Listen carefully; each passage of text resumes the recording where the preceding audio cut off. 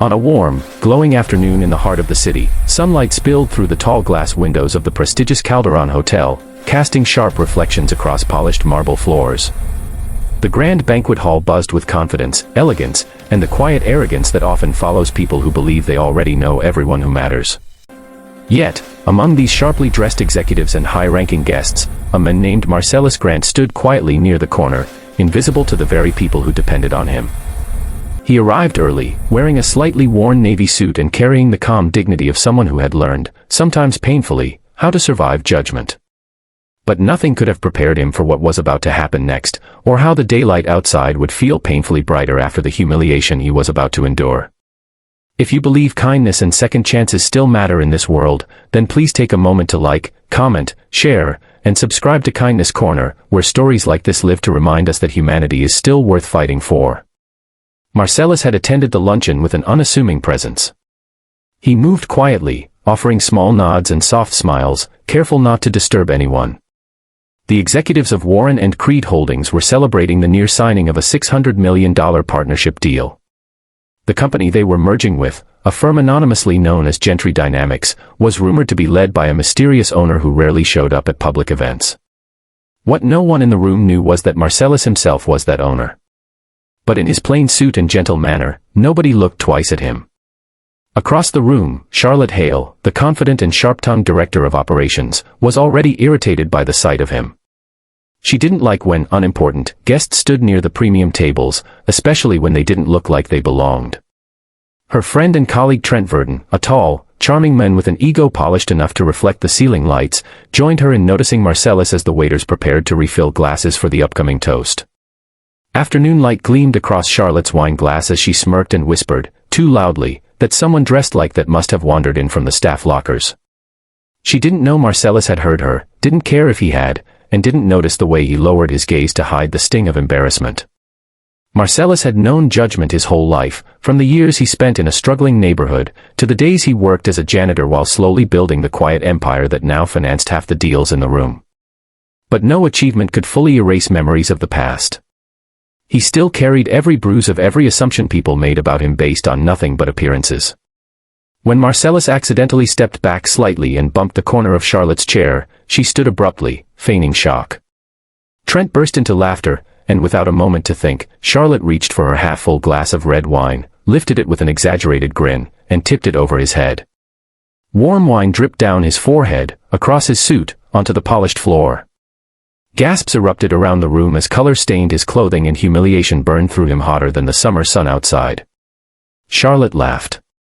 Trent laughed even harder. A few people tried to hide their amusement behind napkins. And for one tiny, cruel moment, Marcellus became a spectacle, a grown man soaked in wine in broad daylight, surrounded by strangers pretending to be superior. He swallowed hard, remembering every moment in his past when dignity had been taken from him, every time he had stood powerless in front of mockery. Instead of reacting, he simply straightened his posture, closed his eyes for a brief breath, and walked calmly toward the restroom. The room murmured. Some felt guilty. Most didn't. Inside the restroom, as he wiped the wine from his face, he looked into the mirror at his reflection, the same reflection he'd seen for decades. A man who wasn't loud, wasn't flashy, didn't fit into their arrogant mold. But also a man who had built a company worth hundreds of millions from nothing but resilience. He whispered to himself the same phrase his grandmother used to say, "Don't let their blindness make you lose sight of yourself." An hour later, when all the executives were seated for the official presentation, the room brightened, and the hotel staff closed the doors.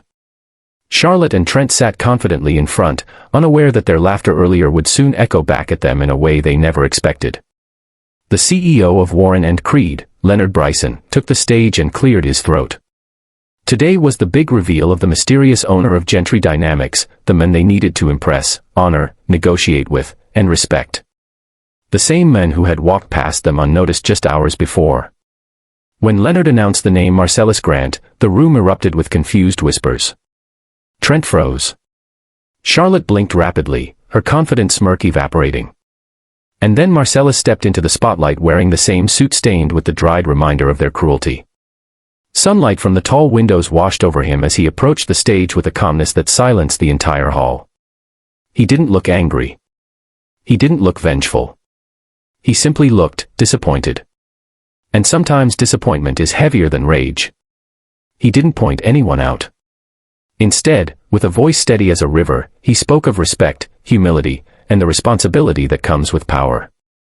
He spoke of how true leadership wasn't defined by appearance or status, but by kindness, especially toward those who cannot offer anything in return. Some people shifted uncomfortably, realizing just how painfully his words fit what had happened earlier. Charlotte's hands trembled. Trent lowered his gaze. And as Marcellus concluded his short speech, the weight of their actions settled heavily in the room. The deal went forward, not because Marcellus needed them, but because he believed thousands of employees depended on the stability it would bring. His grace, even after humiliation, became a lesson many in the room would never forget. If this story touched your heart, please don't forget to like, comment, share, and subscribe to Kindness Corner. Your support helps us spread more stories that inspire compassion. Before the ending, please take a moment to comment below, what lesson did this story remind you of today? As Marcellus left the hotel that afternoon, sunlight warmed the city streets. People walked by without knowing the strength it took for him to rise above his past and the cruelty of strangers.